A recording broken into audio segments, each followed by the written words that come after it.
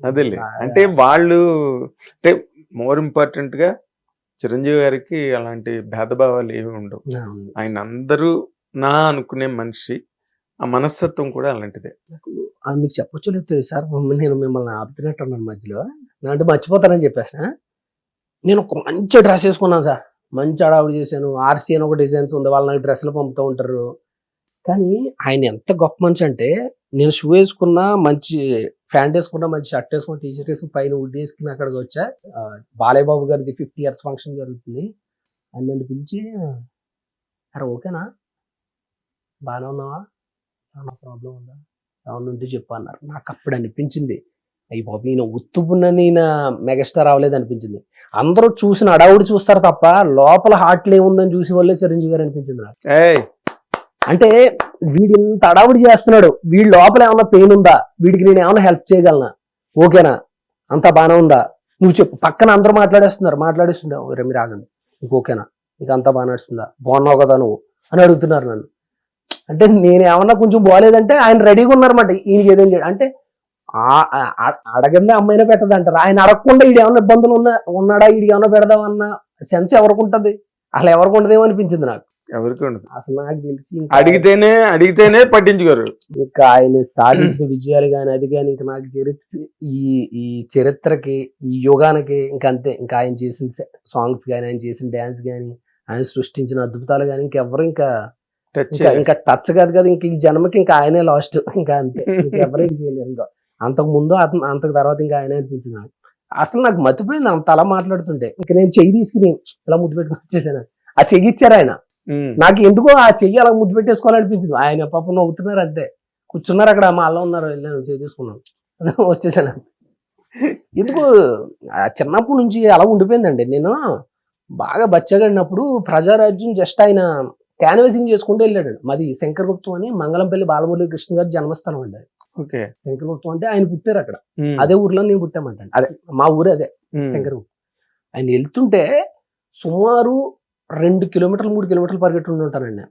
మాకు వినాయకుడి గుడి ఉంటుందండి. వినాయకుడి గుడి కాడ ఆయన ఇలా స్టార్ట్ అయ్యారు, ఇలా పెట్టుకుంటూ చెయ్య. మీరు నమ్మరు, నేను ఆయన వెనకాల పరిగెడతానే ఉన్నాను. పిల్లలందరూ పరిగెడుతున్నారు. వాళ్ళు ఒక సెంటర్ దాకా, మా శంకరగుప్తం సెంటర్ వచ్చిన దాకా కొంతమంది కట్ అయిపోయారు.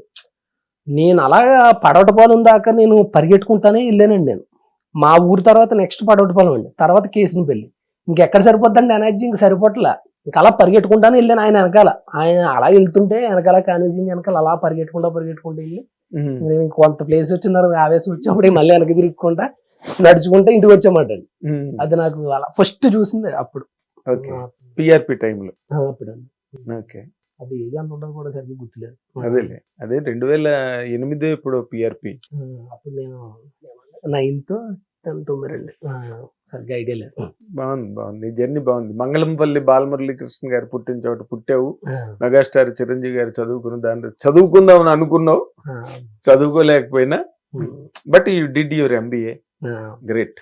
అది అలాంటి ఒక నేపథ్యం నుంచి వచ్చి కూడా నువ్వు నిన్ను మించిన సక్సెస్ఫుల్ పర్సన్ లేడు మహేష్ లైఫ్ లో. ఎందుకంటే అమ్మని చూసుకుంటున్నావు, ఇల్లు కట్టావు, చదువుకున్నావు, యాక్టర్ అయ్యావు, సక్సెస్ అయ్యావు. ఇప్పుడు జబర్దస్త్ లైఫ్ నీకు బాగుందా? ఇప్పుడు సినిమా యాక్టర్ గా బాగుందా అంటే ఏం చెప్తావు?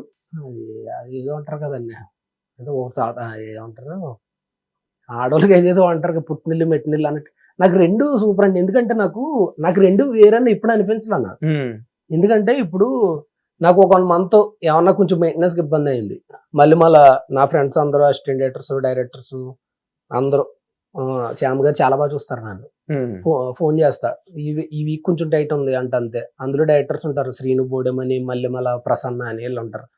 నెక్స్ట్ వీక్ సుమా అడ్డ. నేను వెళ్ళిన సార్లు సుమా గారి షోకి ఎవరు వెళ్ళి ఉండరండి. 10-11 సార్లు వెళ్ళి ఉంటాను నేను. నాకు కొంచెం ఏమన్నా కొంచెం టైట్ అనిపిస్తుంది దానికి వెళ్తా. కానీ అక్కడ విపరీతంగా నేను ఎప్పుడు దాన్ని విపరీతంగా సంపాదించింది లేదు. కానీ నాకు ఆకలితో ఉన్నప్పుడు వెళ్ళి కొడుపు నింపుకుని రావటం నాకు మల్లెమాల.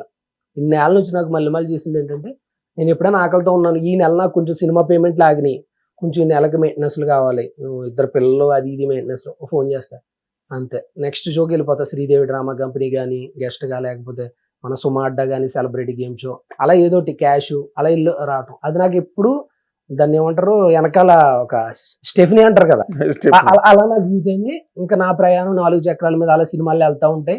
పాపం సినిమాల్లో కొంతమంది లేట్ అవుతుంటాయి పేమెంట్స్, ఈ లోపు వస్తాయండి. ఈ వచ్చే లోపు మనం కొంచెం అడ్జస్ట్ అవ్వాలి కదా. కదా మరి. కానీ నాకు రెండు ఒకటే కింద అనిపించింది, ఏమనిపించలేదండి. మనం ఎప్పుడు కనపడడానికి, జనాల్లోకి ఈజీగా వెళ్ళిపోవడానికి టీవీ యూజ్ అయింది, జనాల్లో కొంచెం పేరు సినిమా పరంగా తేయడానికి రంగస్థలం ఇవన్నీ యూజ్ అయినాయి.